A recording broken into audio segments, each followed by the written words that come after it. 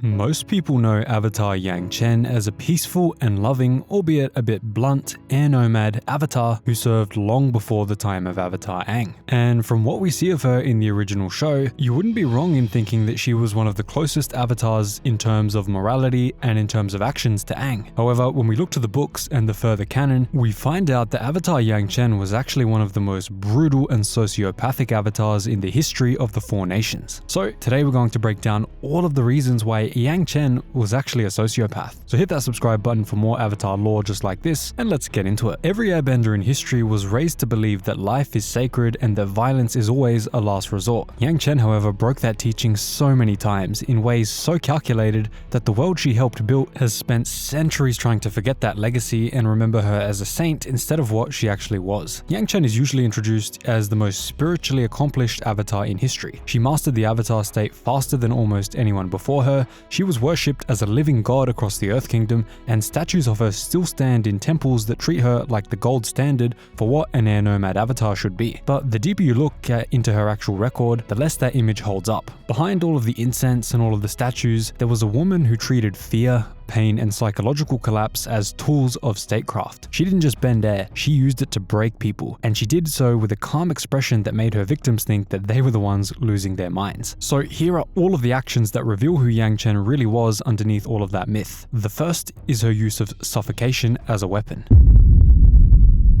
Yangchen had the ability to pull air out of the room in an instant, collapsing the opponent's lungs and dropping them before they even understood what was happening. Used briefly, it was a clean way to end a fight. I mean, we even see Monk Gyatso use this technique when the firebenders all descended upon him in the air temple. But when it was held for a few seconds longer, it was a certain death sentence regardless of who was innocent and who was not inside of that room. And Yangchen knew the difference every single time she used it. This wasn't an accident of her power. It was a technique that she refined and repeated, one precise enough that centuries later, a radical bender in the southern reaches would study and reproduce it as a method of assassination. Yangchen was absolutely brutal in using this technique against her enemies, and she had no care of who else was in the room with her enemies. That same instinct for turning her body into a weapon shows up again in how she handled being cornered. When a group of armed guards trapped her with no clear way out, Yangchen didn't negotiate and she didn't try to slip past them using evasive airbending, the kind that her culture actually taught and one that Aang would certainly use. She instead let out a scream amplified through her airbending until it ruptured their eardrums and dropped every single one of them unconscious on the spot, leaving them usually with permanent ear damage and hearing damage. That's a clever method, for sure, there's no denying that, but it's also a permanent injury inflicted on men who were simply doing their job most of the time, and it shows a woman who reached for maximum damage the moment she felt threatened. There was no ladder of escalation, she simply went to the most damaging and threatening thing first. That is in exact opposition to her monastic training that the air nomads are all about. And from there, her methods only get more disturbing, because the eardrum trick was improvised, but what came next was not. Yangchen later developed an ability to vibrate the air at frequencies too low to hear, creating a wall of infrasound that triggers dread, nausea, and the sensation of being haunted in anyone caught inside of it. And she certainly didn't use this as a defensive instinct. She built this technique, tested it, and used it as an interrogation method, sitting across from enemies while they wept, vomited, or begged all for their lives, while her own expression stayed serene enough that witnesses walked away describing her as an untouchable and holy lady. That contrast right there is the most telling detail in her entire record. A person who tortures out of rage is dangerous, but a person who tortures while maintaining the exact composure of a monk in meditation is something else entirely different and very scary. And it points to someone who had made peace with cruelty as long as it served her vision of order. And if the interrogations were bad, there was something else she did on a much larger scale which was even worse to an entire institution.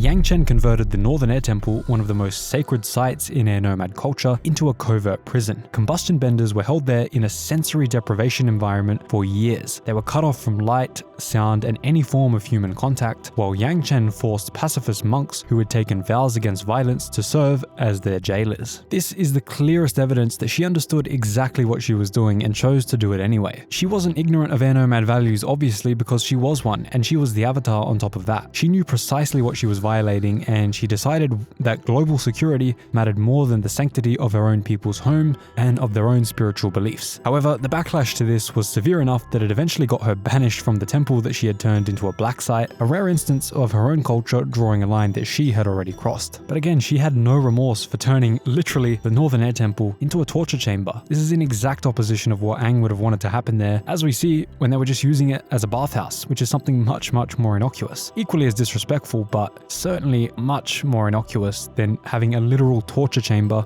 in the Northern Air Temple. Put all four of these together and a clear pattern emerges. Yangchen wasn't a woman who occasionally lost control or made a difficult call under pressure. She built an entire toolkit designed to inflict psychological and physical devastation on anyone who even threatened her a little bit. And she used that toolkit with the exact same steady hands every single time, always seemingly never showing any emotion or any remorse. She seemed to operate on the belief that peace in the world required someone willing to do the parts of the job that peace was supposed to prevent, and then she decided that person would be her. In her mind, being the one willing to get her hands dirty meant that nobody else had to. Again, you can see how an avatar would come to this conclusion and feel that that was her role in the world, but it's very hard to square those actions and her reaction to that with her not being a sociopath. There is really no way around it. Not only do these acts just plain come off as immoral, but some of them just purely and fundamentally break her set of beliefs and her teachings as an air nomad avatar, not just as an avatar. So which of these acts breaks the most fundamental rule of who an air nomad is supposed to be? Well, the suffocation technique and the sonic scream are brutal, but they can at least be framed as combat improvisation and can certainly be used in defensive settings. A bender using her strongest tool in a moment of real danger, that is absolutely fine. The infrasound interrogations though are much harder to excuse because there was no danger in that room. They were tied up, they were bound,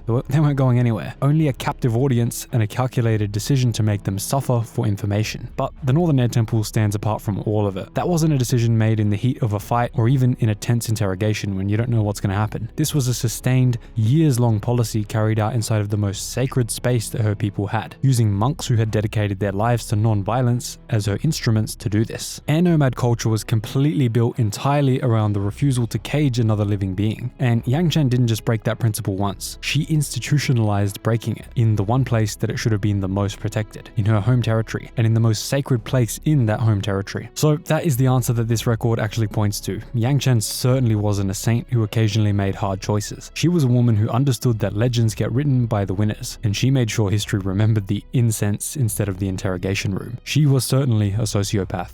Yangchen was a sociopath. Luckily for her, history didn't remember it that way because history was keen to forget what she had done during her time as the most feared avatar in world history. And when Aang calls to Yangchen for advice before his major fight with Fire Lord Ozai, he only gets a little peek at that whole backstory and that whole history of Yangchen, and that little bit was turned into the whole basis for her character. All of this information comes from the Avatar Yangchen novels and of course all of the expanded universe material that Avatar Studios has released. So if you want to hear more insanely cool lore about the Avatar universe, hit that subscribe button, leave a like, and I'm going to be covering so much more lore from the Avatar universe. Thanks so much for watching, guys. Really hope you enjoyed the video. If you made it this far, make sure you leave a like and subscribe, and drop a thank Mr. Zuko in the comments down below.